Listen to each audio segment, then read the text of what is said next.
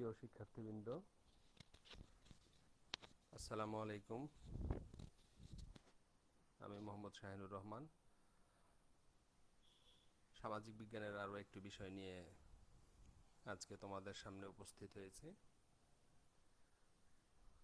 আশা করছি তোমরা যে যেখানে আছো নিরাপদে আছো এবং ভালো আছো। আমরা গতদিন সামাজিক বিজ্ঞানের যে বিষয়টি নিয়ে কথা বলেছিলাম সেটি ছিল নাগরিকতা অর্জনের বিষয়গুলো, এবং একই সাথে আমরা বলেছিলাম যে নাগরিকতা বিলুপ্তির কারণগুলো, অর্থাৎ কিভাবে আমরা নাগরিকতা অর্জন করতে পারি এবং একই সাথে কোন কোন কাজের দ্বারা বা কোন কোন বিষয়ের দ্বারা আমাদের এই অর্জিত নাগরিকতা বিলুপ্ত হয়ে যেতে পারে, সেই বিষয় নিয়ে মূলত আমরা কথা বলেছিলাম।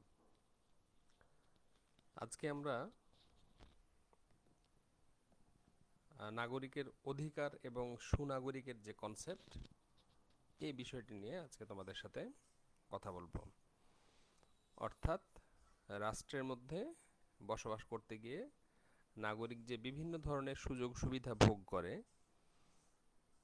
এগুলো নিয়ে আমরা কথা বলবো এবং একই সাথে সুনাগরিক কে বা সুনাগরিক কাকে বলে বা সুনাগরিকের বৈশিষ্ট্য কি, এই দুটো বিষয়ে আমরা আজকে তোমাদেরকে কিছুটা ধারণা দেওয়ার চেষ্টা করব। তো তোমরা যখন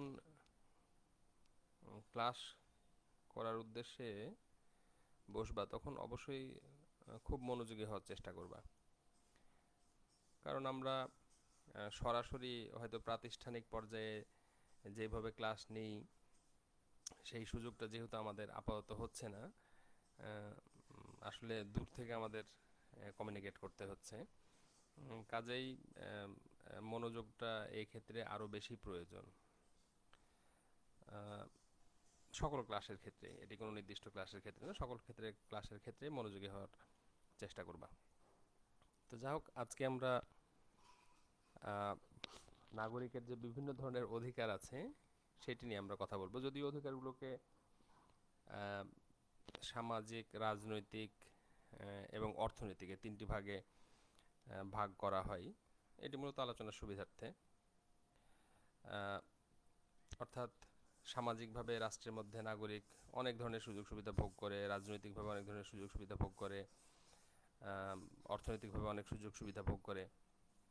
আমরা গতদিন নাগরিকতা অর্জনের বিষয়টি পড়াতে গিয়ে নাগরিকের সম্পর্কে একটি ধারণা দিয়েছিলাম, অথবা এর আগেও সম্ভবত আমরা এই বিষয়টাতে খুব সামান্য হলেও কথা বলেছিলাম। সেটি হচ্ছে নাগরিক কে? নাগরিক হচ্ছে রাষ্ট্রের স্থায়ী বাসিন্দা, তাই না? যিনি রাষ্ট্রের মধ্যে স্থায়ীভাবে বসবাস করবেন এবং রাষ্ট্র থেকে সকল ধরনের সুযোগ সুবিধা ভোগ করবেন। এই যে সকল ধরনের সুযোগ সুবিধা ভোগ করার কথা আমরা বলেছিলাম নাগরিকের ডেফিনেশনের মধ্যে, মূলত এই সকল সুযোগ সুবিধা বলতেই সামাজিক, অর্থনৈতিক, রাজনৈতিক বিভিন্ন ধরনের সুযোগ সুবিধা বোঝায়। তো এই সুযোগ সুবিধাগুলো নিয়েই বা এই অধিকারগুলো নিয়েই আমরা আজকে কথা বলবো। তো প্রথমে আমরা সামাজিক যে অধিকার আছে বা সামাজিক অধিকারের বিষয়গুলো আছে সেগুলো নিয়ে একটু আলোচনা করি তোমাদের সাথে। সেটা হচ্ছে যে এখানে অনেকগুলো বিষয় আছে, আসলে আমরা সবগুলো বিষয়ে কথা বলতে পারবো কি না, তবে আমরা যতগুলো বিষয়ের উপর পারবো সেগুলোর উপরে তোমাদেরকে ধারণা দেব। আচ্ছা, সামাজিক অধিকারের মধ্যে প্রথমে আছে বেঁচে থাকার অধিকার, তাই না? বেঁচে থাকার অধিকার, এটি সামাজিক অধিকারের মধ্যে পড়ে। রাষ্ট্রের মধ্যে নাগরিকের বেঁচে থাকার পূর্ণাঙ্গ অধিকার সে পাবে, অর্থাৎ এইটি রাষ্ট্রের আইন কিংবা রাষ্ট্রের যে সংবিধান সেটির দ্বারা এটি সমর্থিত। অর্থাৎ বেঁচে থাকার জন্য আমাদের যা কিছুর প্রয়োজন এগুলোর প্রাপ্তির বিষয়টি নিশ্চিত করাকে আমরা বলছি যে বেঁচে থাকার অধিকার। আরেকটি হতে পারে সম্পত্তির অধিকার। সম্পত্তির অধিকার বলতে গেলে আমরা সম্পত্তির মালিকানার অধিকার হতে পারে, ক্রয়ের অধিকার হতে পারে, বিক্রয়ের অধিকার হতে পারে, সংরক্ষণের অধিকার হতে পারে, তাই না? সম্পত্তির অধিকার আমরা আমাদের আমি আমি বা তুমি যদি প্রয়োজন মনে করি আমরা একটি সম্পত্তি কিনতে পারি, আবার একই সাথে তোমার বা আমার কোনো প্রয়োজনে আমরা আমাদের সম্পত্তিকে বিক্রি করতে পারি। অর্থাৎ সম্পত্তির যে ভোগ দখলের অধিকার রয়েছে সেটিকে বলা হচ্ছে মূলত সম্পত্তির অধিকার। আরেকটি অধিকার আছে এই ক্ষেত্রে, সেটি হচ্ছে যে অবাধ চলাফেরার অধিকার। অবাধ, স্বাধীন, তাই না? রাষ্ট্রের মধ্যে যখন আমরা নাগরিক হিসেবে জীবনযাপন করছি তখন আমাদের রাষ্ট্রের বিভিন্ন অঞ্চলের মধ্যে প্রয়োজনে চলাফেরার জন্য অবাধ অধিকার রয়েছে। এরকম কোনো রেস্ট্রিকশন আছে কি যে এক বিভাগের লোকজন আরেক বিভাগে যেতে পারবে না? আছে কি এরকম কোনো রেস্ট্রিকশন? নাই, এটি কোনো দেশেই নাই। অর্থাৎ হ্যাঁ, কোনো ক্ষেত্রে কোনো একটি নির্দিষ্ট অঞ্চলে নির্দিষ্ট বিধিনিষেধ রাষ্ট্র আরোপ করবে, সরকার আরোপ করবে, সেটা ভিন্ন বিষয়। কিন্তু আমরা খুব সাধারণভাবে যদি বলি যে একটি রাষ্ট্রের নাগরিক, সেই রাষ্ট্রের সকল অঞ্চলের মধ্যেই বা সকল এলাকাতে তা চলাফেরার স্বাধীন অধিকার থাকবে। আরেকটি অধিকার হচ্ছে সংঘবদ্ধ হওয়ার অধিকার। অনেক উদ্দেশ্যে মানুষ সংঘবদ্ধ হয়, তাই না? একটি সংগঠন পরিচালনা করতে গেলে, একটি আর্থিক প্রতিষ্ঠান পরিচালনা করতে গেলে, রাজনৈতিক কর্মসূচিকে সামনে রেখে, অনেক অনেক ধর্মীয় কোনো অনুষ্ঠানকে সামনে রেখে, তো অনেকগুলো কারণে মানুষ সংঘবদ্ধ হয় এবং সংঘবদ্ধ হওয়া আমাদের প্রয়োজন হয় বিভিন্ন লক্ষ্য বা উদ্দেশ্যকে বাস্তবায়ন করার জন্য। আমরা একটি সামাজিক কোনো একটা বিষয়ে যদি মানুষকে সচেতন করতে চাই, তাহলে সেই ক্ষেত্রে আমাদের সংঘবদ্ধ হওয়ার প্রয়োজন হতে পারে। কাজেই সংঘবদ্ধ হওয়ার অনেক কারণ রয়েছে এবং এই সংঘবদ্ধ হওয়ার অধিকারকে নাগরিক অধিকারের মধ্যে আমরা দেখতে পাচ্ছি। আরেকটি হচ্ছে মত প্রকাশের অধিকার। বিভিন্ন বিষয়বস্তু সম্পর্কে আমাদের এক একজনের এক এক রকম মত থাকতে পারে, এইটি প্রকাশ করার অধিকার আমাদের রয়েছে। বিষয়টি এরকম না যে কেবলমাত্র ইতিবাচক বা পক্ষের মতামতটাই প্রকাশ করা যাবে, বিপক্ষে মতামত প্রকাশ করা যাবে না, তা কিন্তু না। অর্থাৎ নাগরিক হিসেবে আমরা রাষ্ট্রের মধ্যে বিভিন্ন ধরনের অধিকার যেরকম ভোগ করার কথা বলছি, এই পর্যায়ে এসে আমরা বলছি যে আমাদের যে মতামত প্রকাশের বিষয়টি থাকবে সেটিকেও এই ক্ষেত্রে অধিকার হিসেবে দেখানো হয়েছে। অর্থাৎ কোনো একটি বিষয়ের পক্ষে হতে পারে, বিপক্ষে হতে পারে, অর্থাৎ কোনো একটি বিষয়ের সপক্ষে মতামত প্রকাশের আমার যেরকম অধিকার রয়েছে, একইভাবে এইটির বিপক্ষে বা আরও সহজভাবে যদি আমরা বলি যে ওই বিষয়টি সম্পর্কে সমালোচনা করার অধিকারও কিন্তু আমাদের রয়েছে। অর্থাৎ এটিকেও আমরা নাগরিকের অধিকার হিসেবে দেখতে পাচ্ছি। আরেকটি হচ্ছে সংস্কৃতি ও ভাষার অধিকার। সংস্কৃতি ও ভাষা। সংস্কৃতি মানে তোমাদের ধারণা আছে কি না আমি বুঝতে পারছি না। আসলে সামনে থাকলে হয়তো প্রশ্ন করলে বোঝা যায় যে আসলে ধারণা আছে না নাই। তো সংস্কৃতি হয়তো বিষয়টা আমরা বুঝি, হয়তো সামান্য আমরা বুঝি, কিন্তু পূর্ণাঙ্গ ধারণা হয়তো বা আমাদের সবার নাও থাকতে পারে। সংস্কৃতি হচ্ছে মানুষের পূর্ণাঙ্গ জীবন প্রণালী বা সামগ্রিক জীবন প্রণালী, তাই না? সংস্কৃতি হচ্ছে আমরা যা কিছু করি, আমাদের চলাফেরা, খাওয়া দাওয়া, পোশাক পরিচ্ছদ, ধর্মকর্ম, কথা বলা, সব কিছুই হচ্ছে আমাদের সংস্কৃতি। অর্থাৎ আমাদের যে পূর্ণাঙ্গ জীবন প্রণালী, সেটি হচ্ছে আমাদের সংস্কৃতি। তো এক্ষেত্রে আমরা বলছি যে সংস্কৃতি ও ভাষার অধিকার, এটিও নাগরিকের সামাজিক অধিকারের মধ্যে পড়ে।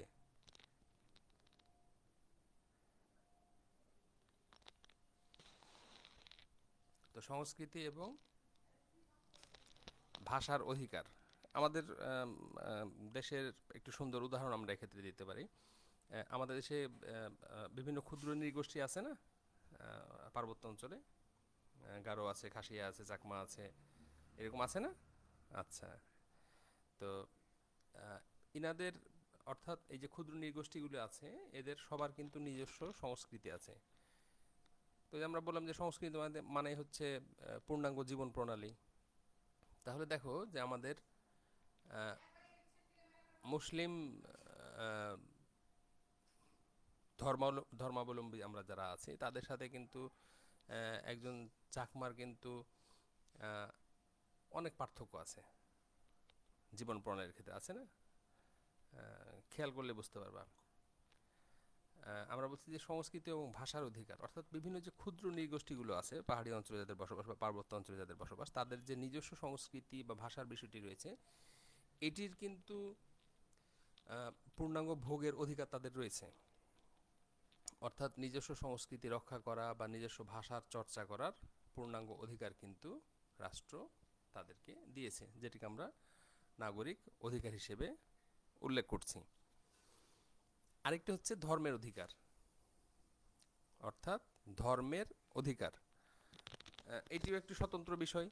সকল মানুষ একই ধর্মের অনুসারী না। আমাদের বাংলাদেশের ক্ষেত্রে যদি আমরা দেখি যে আমাদের বাংলাদেশের সংখ্যাগরিষ্ঠ লোক হচ্ছে ইসলাম ধর্মের অনুসারী। এর পাশাপাশি আমরা হিন্দু ধর্মের লোকজনকে দেখতে পাই, খ্রিস্টান ধর্মের লোকজনকে দেখতে পাই, বৌদ্ধ ধর্মের লোকজনকে দেখতে পাই। পাশাপাশি যেমনটা আমরা ইতোপূর্বে উল্লেখ করলাম যে বিভিন্ন ক্ষুদ্র নৃগোষ্ঠী যারা আছে তাদেরও কিন্তু স্বতন্ত্র ধর্ম আছে। তো এই ক্ষেত্রে আমরা বলছি যে ধর্মের অধিকারও হচ্ছে নাগরিক অধিকার, অর্থাৎ প্রত্যেক ধর্মের লোকজন নিজ নিজ ধর্ম স্বাধীনভাবে চর্চা করবে, এটিকেও আমরা নাগরিকের অধিকার হিসেবে দেখতে পাচ্ছি। অর্থাৎ সামাজিক অধিকারের মধ্যে আমরা মানুষের বেঁচে থাকার অধিকারের কথা বলছি,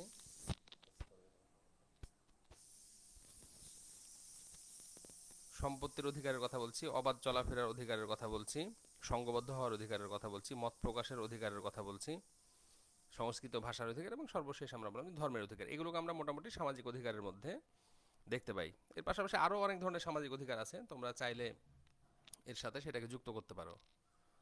আম, 2 নম্বর যে ভাগটি, অর্থাৎ সামাজিক অধিকারের পরের যে বিষয়টি আমরা, সেটিকে আমরা রাজনৈতিক অধিকার বলছি। রাজনৈতিক অধিকারের মধ্যে প্রথমে যদি আমরা বলি যে ভোটদানের অধিকার, তাই না? এটি তো আমরা বুঝি, সবাই বোঝার কথা। ভোটদানের অধিকার রাজনৈতিক অধিকারের ক্ষেত্রে আমরা বলতে পারি যে এক্ষেত্রে আমাদের প্রত্যেকটা নাগরিক আমরা যারা আছি, আমাদের রাজনৈতিক ক্ষেত্রে যে স্বতন্ত্র মত প্রকাশের বিষয়টি রয়েছে সেটিকে আমরা এক্ষেত্রে ভোটদানের অধিকার বলছি। অর্থাৎ আমাদের গণতান্ত্রিক সরকার পদ্ধতিতে আমরা দেখি বাংলাদেশের সংবিধান অনুযায়ী প্রতি 5 বছর পর পর এখানে সরকার নির্বাচনের যে প্রক্রিয়াটি রাষ্ট্র ক্ষমতা পরিচালনার জন্য, সেটি আমরা দেখতে পাই। এবং এক্ষেত্রে প্রতি 5 বছর পর পর যে সরকার নির্বাচনের বা জাতীয় নির্বাচনের বিষয়টি যখন সামনে আসে, তখন আমাদের যারা প্রাপ্তবয়স্ক, অর্থাৎ বাংলাদেশ সংবিধান অনুযায়ী যাদের বয়স 18 বছর, তারা রাজনৈতিক ক্ষেত্রে নিজেদের ভোটদানের অধিকার পাবে। তো এটির সাবলীল এবং গণতান্ত্রিক চর্চা আমরা আমাদের দেশে দেখতে পাই। সেটা হচ্ছে যে রাজনৈতিক অধিকার মানে হচ্ছে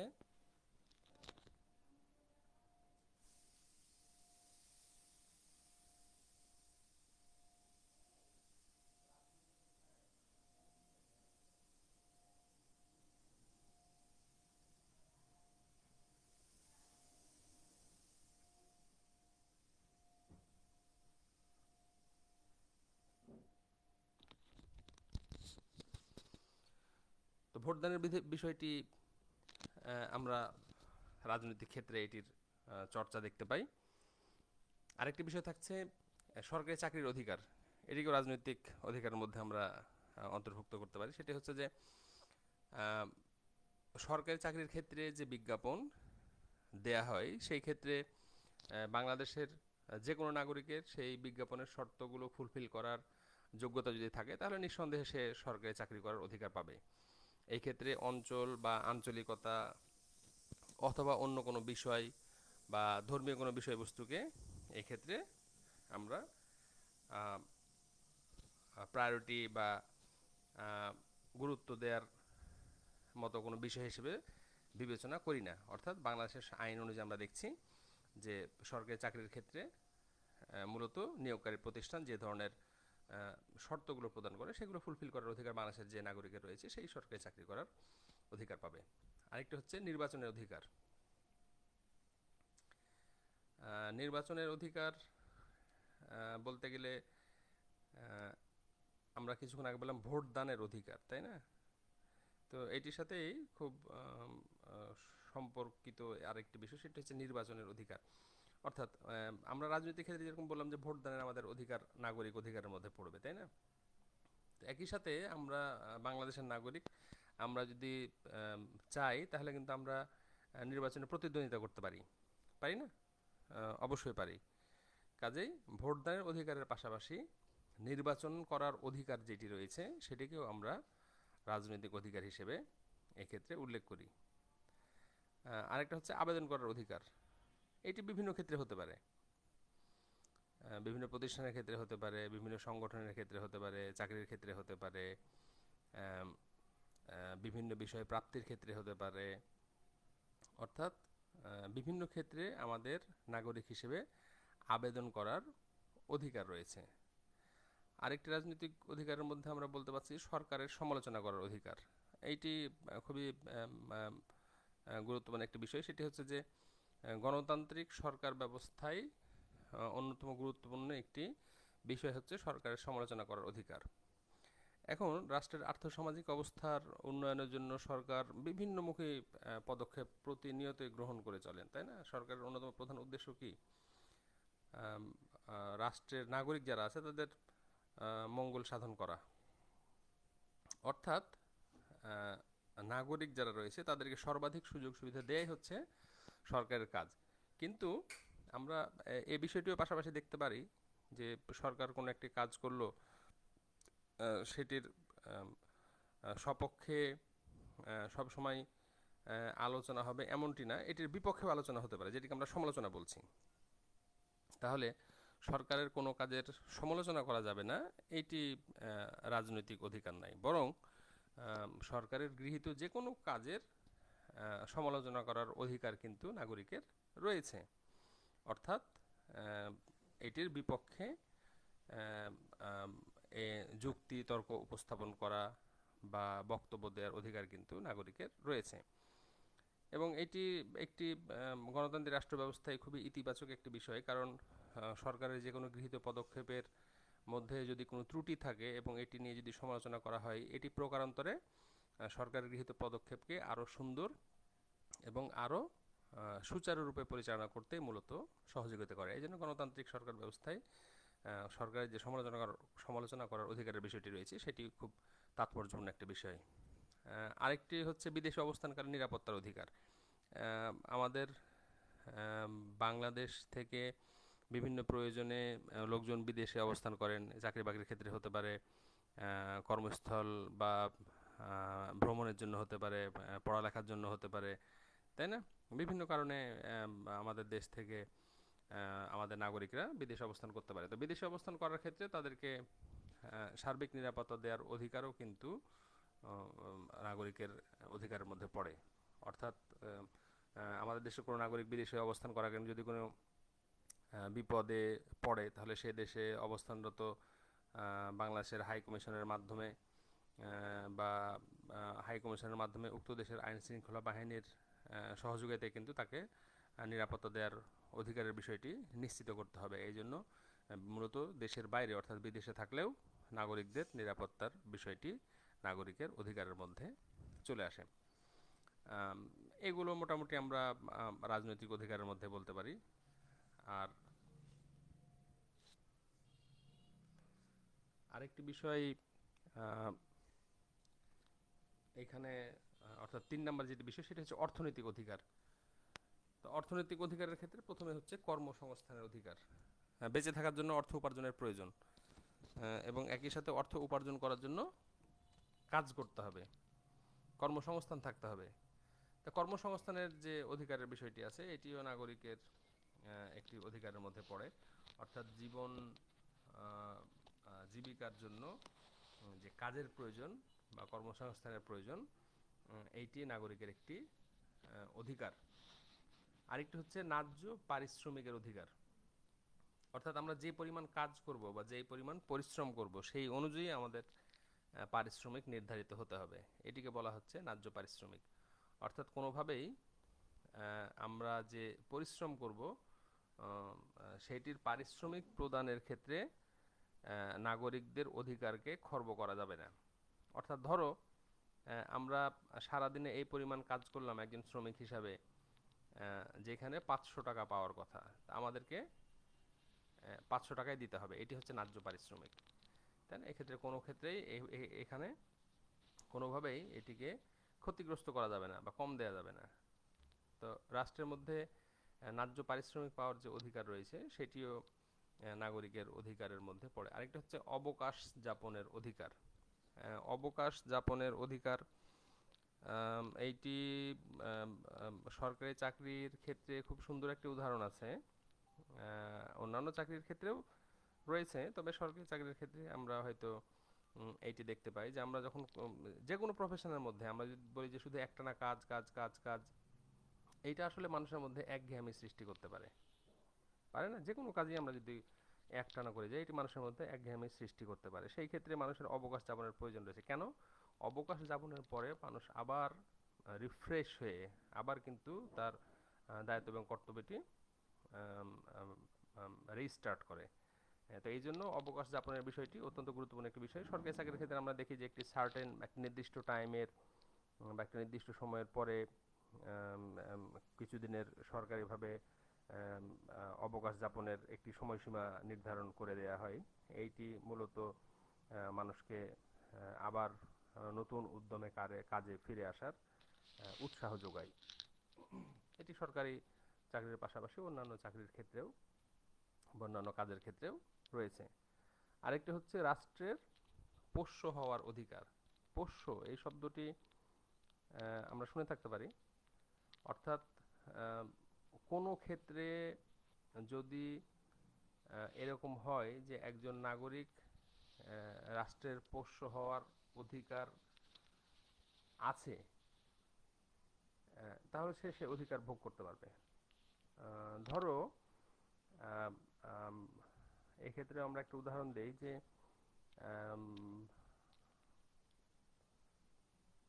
আমাদের দেশে এরকম আছে না যে কি বলবো,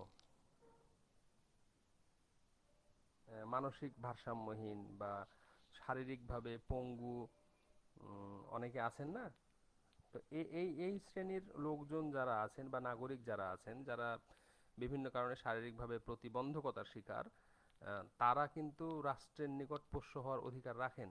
এবং তারা যে অধিকার রাখেন এবং সেটি যে রাষ্ট্র তাদেরকে স্বীকৃতি দিচ্ছে, তার উদাহরণ হিসেবে আমরা বলতে পারি এই ধরনের প্রতিবন্ধী লোকজন যারা আছেন বা নাগরিক যারা আছেন, তারা বিভিন্ন সময় কিন্তু রাষ্ট্রের কাছ থেকে বিভিন্ন ধরনের ভাতা পেয়ে থাকেন।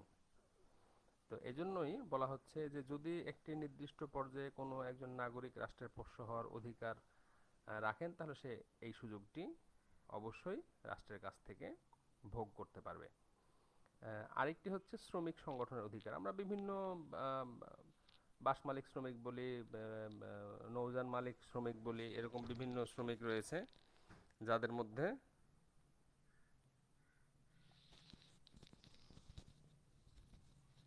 এই ধরনের সংগঠনগুলোর অস্তিত্ব দেখতে পাই।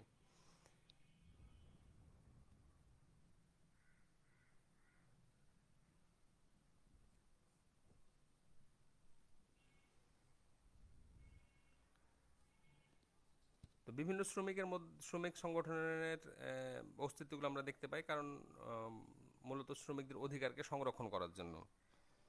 এখন আমরা বাস মালিকদের মধ্যে দেখি যে তাদের যে ন্যায্য দাবি দাবা সেটি নিয়ে তারা বিভিন্ন প্রতিষ্ঠানের সাথে বা সরকারের বিভিন্ন অঙ্গ সংগঠনের সাথে তারা শ্রমিকদের হয়ে দর কষাকষি করে, মূলত শ্রমিকদের অধিকার সংরক্ষণ করার জন্য। তো বিভিন্ন পর্যায়ে আমরা যে মেহনতি বা শ্রমজীবী মানুষ দেখি, তাদের নিজস্ব সংগঠন করার অধিকার কিন্তু নাগরিক অধিকারের মধ্যে পড়ে। তো এগুলোকে আমরা রাজনৈতিক, অর্থনৈতিক বা সামাজিক অধিকার হিসেবে উল্লেখ করছি। অনেকগুলো বিষয়ই এখানে হয়তো আমরা বললাম। একই সাথে আমরা সুনাগরিকের যে গুণাবলী সেইটি নিয়ে একটু কথা বলতে চেয়েছিলাম, যদিও আমাদের সময় খুব বেশি হাতে নাই। সেটি হচ্ছে যে সুনাগরিক হচ্ছে রাষ্ট্রের মূল্যবান সম্পদ। সুনাগরিক ব্যতীত রাষ্ট্রের উদ্দেশ্যগুলি বাস্তবায়ন হতে পারে না। তো আসলে কতগুলো বিশেষ গুণ সম্পন্ন ব্যক্তিকে আমরা সুনাগরিক বলি, এবং লর্ড ব্রাইসের মতে সুনাগরিকের 3টি গুণ, যেটি সর্বাধিক স্বীকৃতিপ্রাপ্ত। এই 3টি গুণ হচ্ছে বুদ্ধি, আত্মসংযম এবং বিবেক।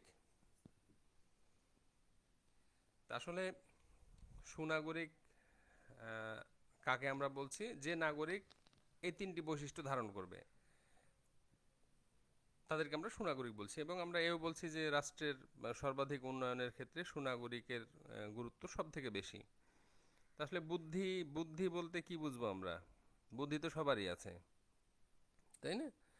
তো সুনাগরিকের ক্ষেত্রে যখন আমরা বুদ্ধির কথা বলছি তখন আসলে প্রয়োজনীয় বুদ্ধি নাকি পর্যাপ্ত জ্ঞান, এটিকে আমরা উল্লেখ করছি। অর্থাৎ কোন একটি বিষয়কে যেইভাবে পরিমাপ করা উচিত, যেইভাবে দেখা উচিত, সেইটি সেইভাবে পরিমাপ করার যে ক্ষমতা, সেটিকে আমরা বলছি বুদ্ধি। তার মানে রাষ্ট্রে বসবাস করি, সকল মানুষই হচ্ছে স্থায়ীভাবে বসবাস করি, সকল মানুষই হচ্ছে নাগরিক। কিন্তু আসলে যত নাগরিক রয়েছে সবাই কি প্রত্যেকটা বিষয়কে যথাযথভাবে উপলব্ধি করতে পারে বা বিবেচনা করতে পারে বা পরিমাপ করতে পারে? তা কিন্তু পারে না। কাজেই যারা এই কাজটি করতে পারেন তাদেরকে আমরা এক্ষেত্রে বলছি বুদ্ধিমান, অর্থাৎ সুনাগরিকের 1 নম্বর বৈশিষ্ট্য। 2 নম্বর হচ্ছে আত্মসংযম। আত্মসংযম মানে হচ্ছে নিজেকে নিয়ন্ত্রণ করা, সহজ কথা, বিরত রাখা, তাই না? অর্থাৎ আমাদের প্রত্যেক জীবনের কথা যদি আমরা বলি, যে আমাদের প্রতিনিয়ত চলাফেরা করতে গিয়ে এরকম অসংখ্য পরিস্থিতিতে আমরা পড়ি যেখানে হয়তোবা আমাদের সংযত হওয়া উচিত ছিল বা নিজেকে নিয়ন্ত্রণ করা উচিত ছিল, কিন্তু হয়তোবা আমরা পারিনি। হয়তোবা আমরা পারিনি, এটার ফলে ধরো একটি ভুল সংঘটিত হয়েছে এবং এটি আমরা উপলব্ধি করছি অনেক পরে। তো অনেক পরে এসে আমরা বুঝছি যে ওই সময় যদি নিজেকে নিয়ন্ত্রিত রাখতে পারতাম তাহলে হয়তোবা এই ভুলটি হতো না। তো আসলে এইটি পরে আমরা চিন্তা করতে পারছি, কিন্তু ওই সময় নিজেকে নিয়ন্ত্রণ করতে পারিনি। কিন্তু যিনি সুনাগরিক হবেন তিনি অবশ্যই ওই উদ্ভূত পরিস্থিতিতে বা ওই ব্যতিক্রম অবস্থার মধ্যে নিজেকে নিয়ন্ত্রণ করতে পারবেন। অর্থাৎ যখন প্রয়োজন হবে তখন নিজেকে নিয়ন্ত্রণ করতে পারাটাই হচ্ছে আত্মসংযমের বিষয়। অর্থাৎ বুদ্ধির পাশাপাশি সুনাগরিক কি হবেন? অবশ্যই আত্মসংযমী হবেন। এবং 3 নম্বর বিষয়টি হচ্ছে বিবেকবান হবেন তিনি। অর্থাৎ বুদ্ধি, আত্মসংযম এবং বিবেক। বিবেক কি? দেখা যায়, ধরা যায়, ছোঁয়া যায়? কোনো কিছু করা যায় না, অনুভব করা যায়। বিবেকের বিষয় কোনগুলি? নীতিবিজ্ঞানের বিষয়, ভালো মন্দ, উচিত অনুচিত, পাপ পুণ্য, সত্য মিথ্যা, এগুলো হচ্ছে বিবেকের বিষয়, তাই না? এখন আমরা আমরা আমরা আমাদের প্রত্যেকটি কাজের জন্য কিন্তু বিবেকের কাছে জবাবদিহি করি না?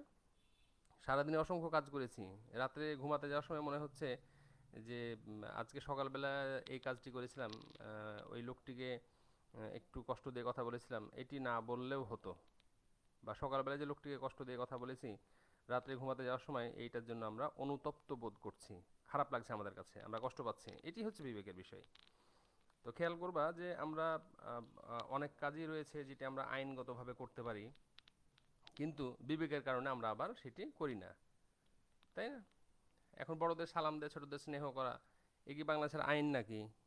আইনে কোথাও লেখা আছে? রাষ্ট্রের আইনে এটি করতে হবে, না করলে দণ্ডনীয় অপরাধ। বড়দের সাথে সকালবেলা দেখা হয়েছে, সালাম না দিলে দণ্ডনীয় অপরাধ, এরকম কোনো আইন আছে? এরকম কোনো কিছু নাই, কিন্তু এটা আমরা করি না। হ্যাঁ, কেন করি? নৈতিকতার কারণে, বিবেকের কারণে, ধর্মীয় শিক্ষা, আমাদের আমাদের কালচার, আমরা উত্তরাধিকার সূত্রে এগুলো সামাজিকীকরণের মাধ্যমে জেনে আসছি।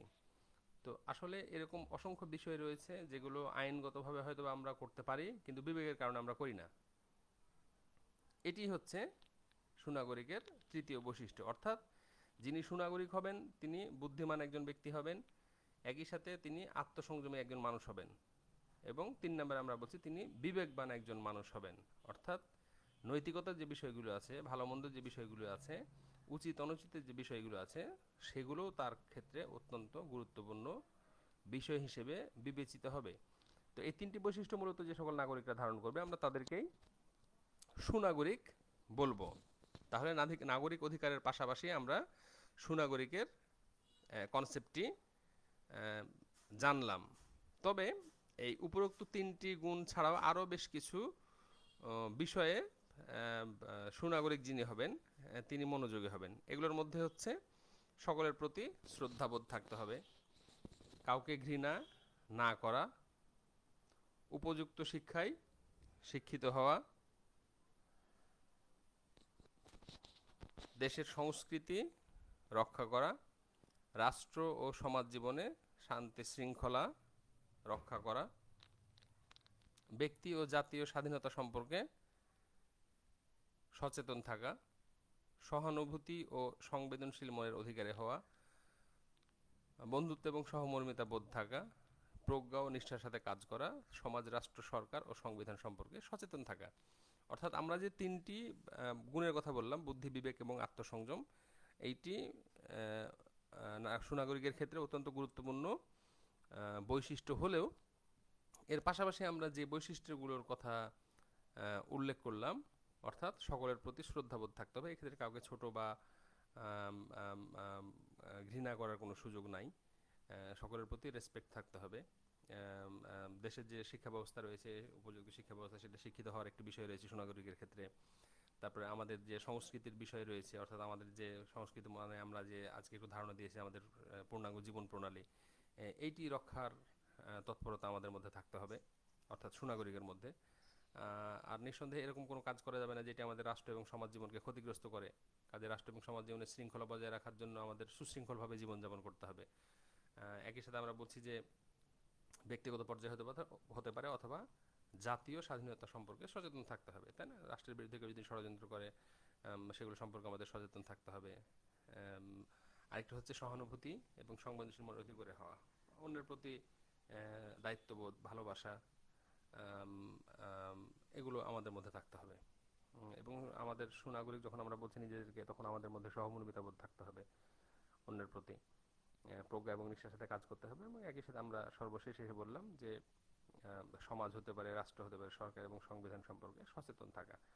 তা আসলে এই বৈশিষ্ট্যগুলো যখন কোনো একজন ব্যক্তি বা কোনো একজন নাগরিক ধারণ করে, তখনই আমরা তাকে সুনাগরিক হিসেবে অভিহিত করতে পারি। সুতরাং আজকে আমরা রাষ্ট্রের মধ্যে নাগরিক যে বিভিন্ন ধরনের সুযোগ সুবিধা ভোগ করে, অর্থাৎ নাগরিকের যে অধিকার রয়েছে, এগুলো নিয়ে কথা বললাম। এবং একই সাথে সুনাগরিকের বৈশিষ্ট্য এবং একটি রাষ্ট্রের জন্য আসলে সুনাগরিকের কেন প্রয়োজন, সেই বিষয়টি সম্পর্কে আমাদের কিছুটা ধারণা দেওয়ার চেষ্টা করলাম।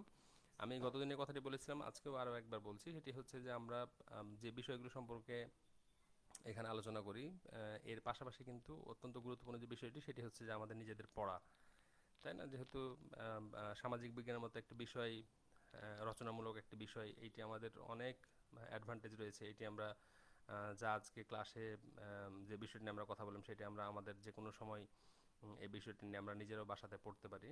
তো চেষ্টা করবা যে বিষয়ে যখন ক্লাস হবে সেই বিষয়টি নিজেরাও বাসাতে পড়ে নিতে, তাহলে দেখবা যে বিষয়টি আমাদের কাছে পরিচিত হিসেবে থাকছে। এবং যখন আমরা পরীক্ষার প্রিপারেশন গ্রহণ করব, তখন এটি হঠাৎ করে আমাদের সামনে চলে আসা কোনো বিষয় মনে হবে না, মনে হবে যে এটির সংস্পর্শে আমরা ছিলাম।